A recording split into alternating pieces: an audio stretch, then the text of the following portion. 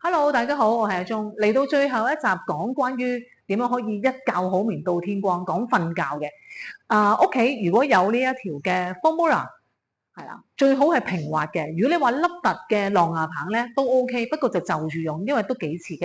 嗱，咁我哋碌下個背脊，嗱，咁碌咗個背脊之後咧，啲血液咧就容易上到個肩頸，令到我哋咧就係會放鬆啲啦，肌肉放鬆啲，精神都會放鬆啲，所以亦都會咧瞓覺嘅時候會冧啲嘅。好，咁我哋試下咯，將個 roller 擺喺呢一個位置啦，咁小心啲。咁啱啱我哋呢個 roller 有個窿啊，咁我就慣咗捉住佢。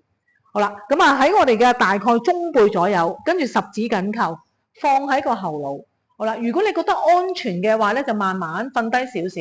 好啦，攞到個平衡嘅話，升起個臀部啦，跟住我哋咧就係碌下我哋嘅肩胛骨上背呢個位置啦，跟住就落少少中背，係啦，如是者上背、中背咁就 OK 啦，係啦，唔使碌個腰噶啦，上背、中背來回按壓，最緊要係平衡到先，唔好跌倒。